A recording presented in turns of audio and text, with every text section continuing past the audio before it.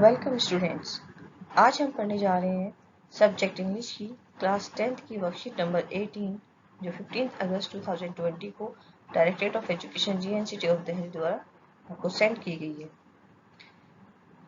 आपको पता ही है कि आज इंडिपेंडेंस डे है, तो सभी बच्चों को हैप्पी इंडिपेंडेंस डे।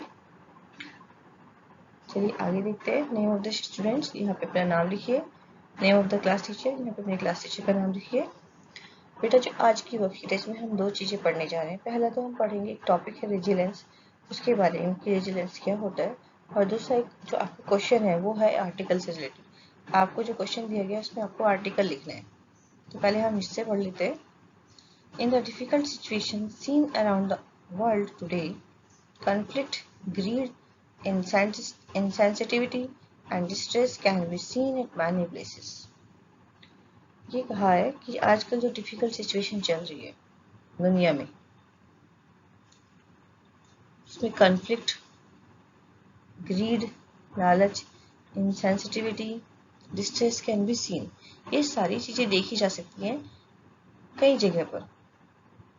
आप सोच रहे होंगे इनका मीनिंग क्या है। देखो, कॉन्फ्लिक्ट का मतलब होता है संघर्ष करना। जब कोई प्रॉब्लम चल रही थी, जैसे आजकल कौन सी प्रॉब्लम चल रही है, आजकल कोरोना की प्रॉब्लम चल रही है, बहुत बड़ी महामारी है, तो हम उससे संघर्ष कर रहे हैं। हम देख रहे हैं कि हम अपनी लाइफ में संघर्ष कर रहे हैं।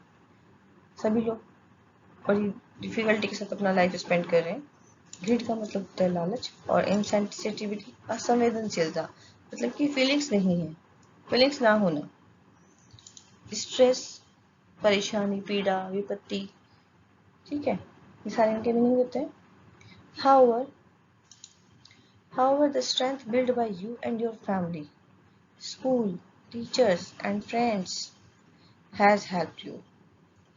इस तरह से ये जो प्रॉब्लम चल रही है, इसमें जो स्ट्रेंथ आप इस अंदर डेवलप होती है, जो ताकत आपको मिलती है, जो कहाँ से आई है, वो आपने खुद में अपने अंदर डेवलप की है, और आपकी फैमिली ने आपके अंदर डेवलप किया, आपके स्कूल ने, आपके टीचर्स ने, आपके फ्रेंड्स ने, उसने आपकी बहुत ही हेल्प कर दी।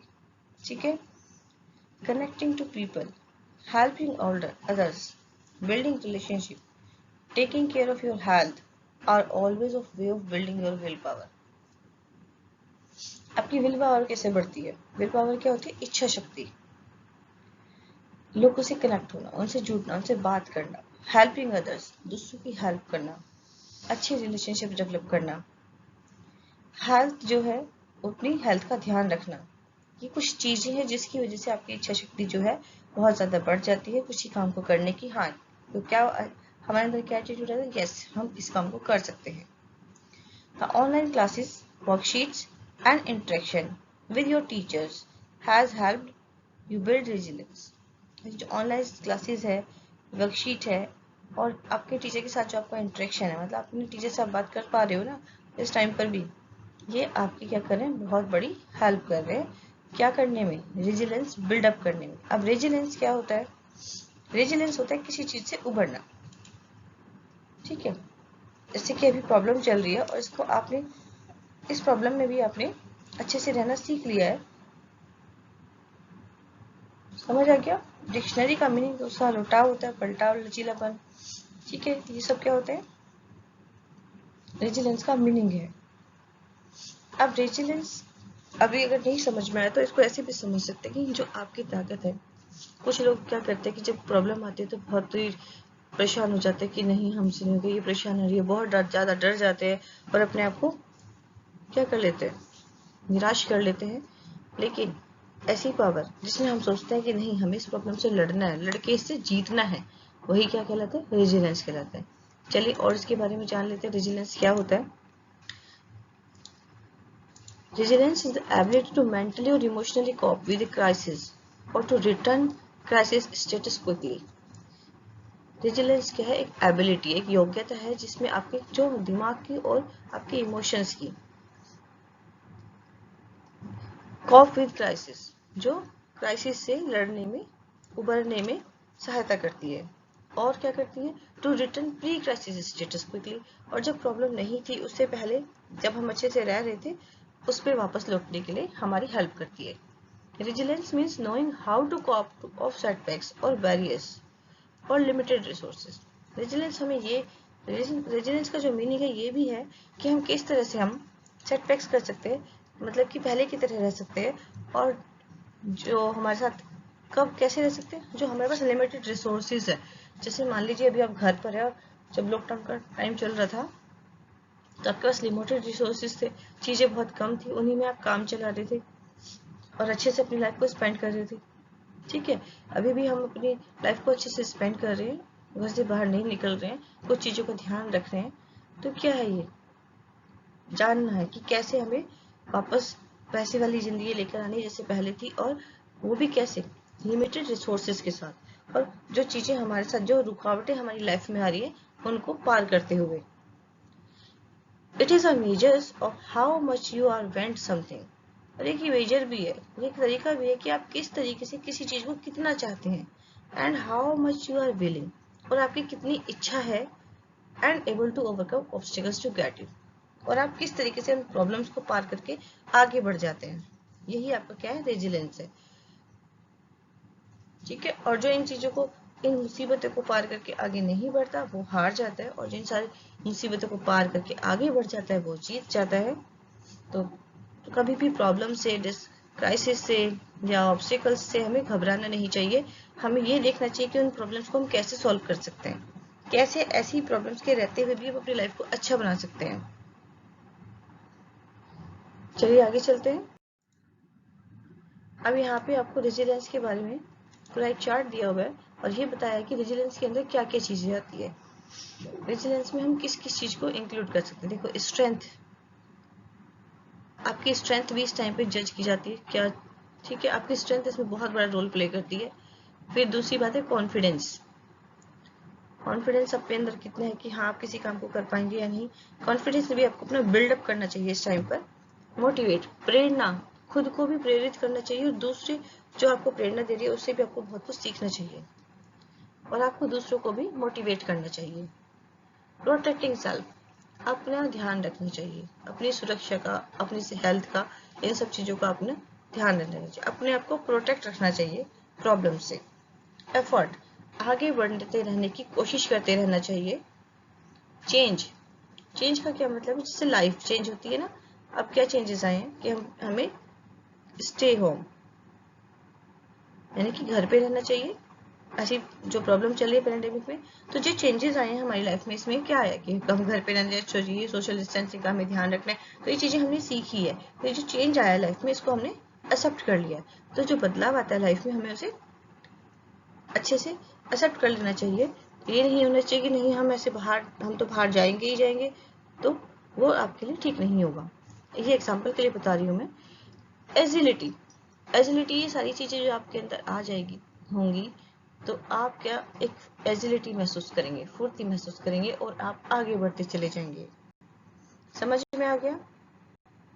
अब ये मेंटल रेजिलियंस है, मतलब दिमाग में आपका माइंड जो है वो कैसे अपने आप को इस रेजिलियंस में अपने आप में डेवलप करे।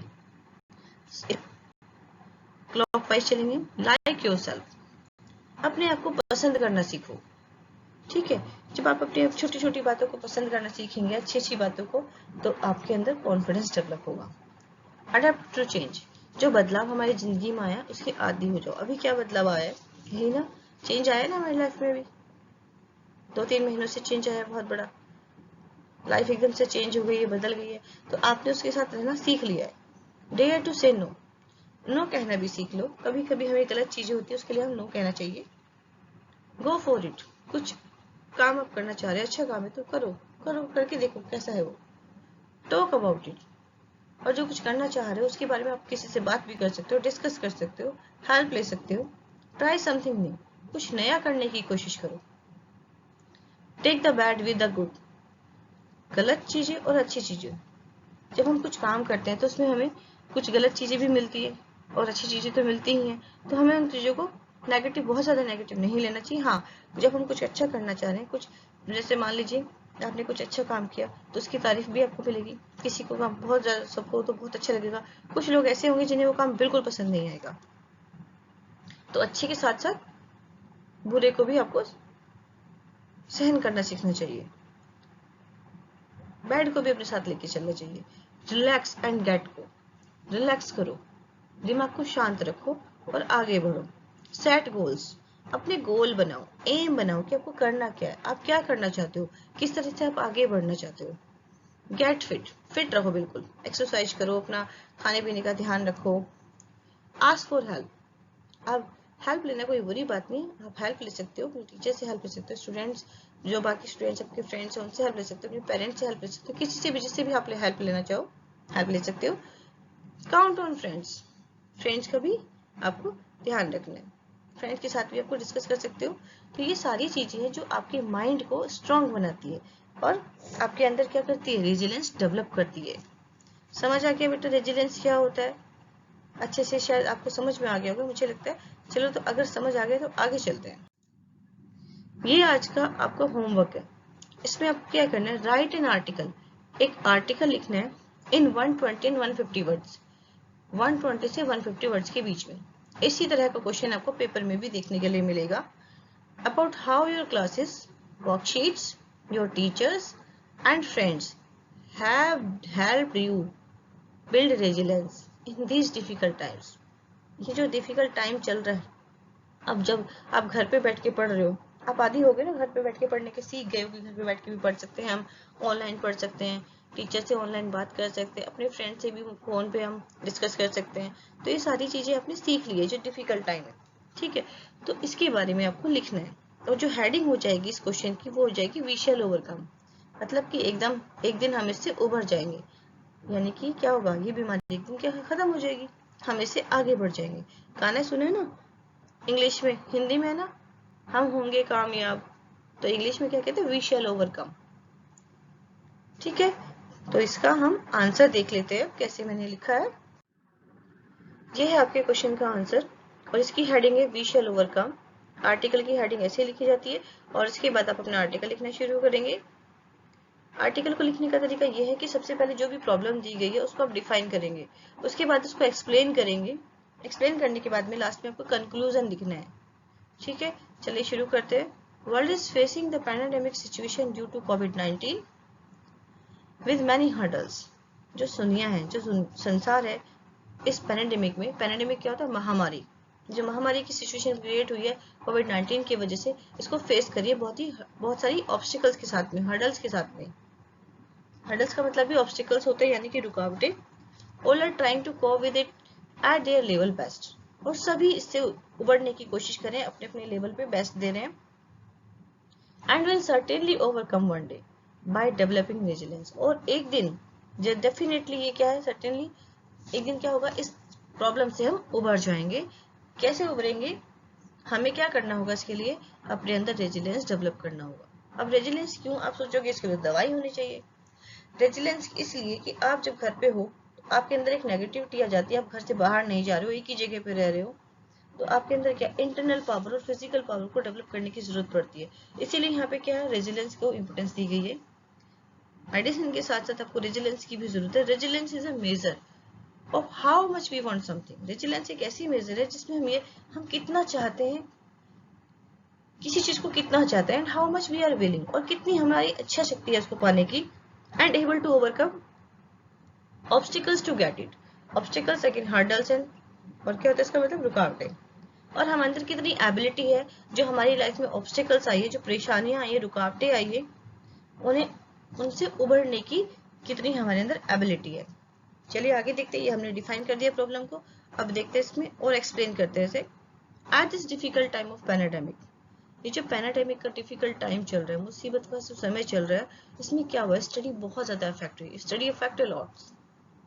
Closure of schools create tension and distress among students. School का बंद होना बच्चों के बीच में क्या टेंशन और डिस्ट्रेस लेकर आया है। डिस्ट्रेस क्या होता है, अभी पीछे बताया था मैंने, खुद से देखना एक बार क्या होता है distress. They are missing their schools, वे अपने स्कूल को मिस करते हैं, क्लास को मिस करें, study, teachers and their friends, इन सब चीजों को सारे जो स्टूडेंट्स हैं बहुत मिस करें। आप सभी भी इसे मिस कर रहे होंगे, है ना, स्कूल को मिस कर रहे हो, चाहते हो ना कि स्कूल ओपन हो जाए।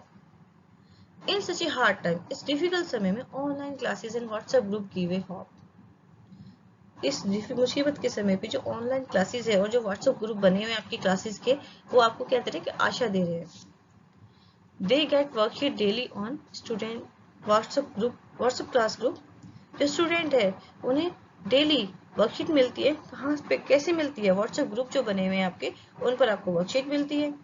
देन अब आप उसके बाद आप क्या करते हो? रिवर्ट कर देते हो and it checked and corrected by the teacher.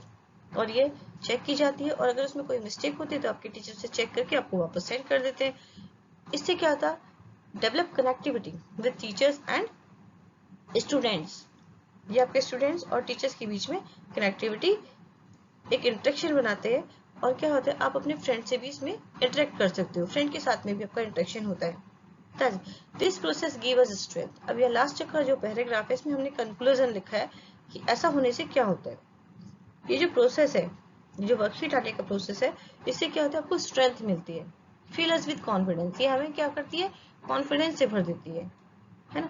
जब आपकी वर्कशीट चेक होती है और आपके टीचर उसे चेक करके वापस भेज देते हैं तो आपको कैसा लगता है? अच्छा लगता है, खुशी होती है ना कि हाँ हमारा काम हो गया और ये अच्छा लग रहा है। And get motivated. और हमें प्रेरणा मिलती है और आगे का काम करने की। We learn how to protect self. और हम सीखते हैं कि कैसे हम अपने आप को प्रोटेक्ट कर सकते हैं। Accept changes. और किस तरह से हम ये भी सीखते हैं कि चेंजेस को कैसे एक्सेप्ट करना है ना। जो बदलाव आया उसके साथ हमें कैसे अपनी लाइफ को स्पेंड करना है, किस तरह से हमें रहना है। And develop agility. और कैसे हमारे अंदर, क्या सीखा हमने, कैसे हमारे अंदर फुर्ती आती है। जब खुशी होती है, कॉन्फिडेंस बढ़ता है, तो आपको मोटिवेशन मिलता है, तो एनर्जी आती है ना, तो आप एजिलिटी फील करते हैं। आप मेंटली और फिजिकल जो एजिलिटी है वो आपके अंदर डेवलप होती है, यानी कि फुर्ती आ जाती है। ठीक है बेटा, आपको पैराग्राफ समझ में आ गया होगा, टॉपिक भी समझ में आ गया होगा। अगर ये सारी चीजें आपको समझ में आ गई और वीडियो आपको अच्छी लगी है तो इस वीडियो को लाइक करें और अपने फ्रेंड्स को भी शेयर करें ताकि वो भी सीख सके। और जिसने इस चैनल को अभी तक सब्सक्राइब नहीं किया उसे सब्सक्राइब करें। मिलते हैं एक और वीडियो के साथ, तब तक के लिए थैंक यू स्टूडेंट्स।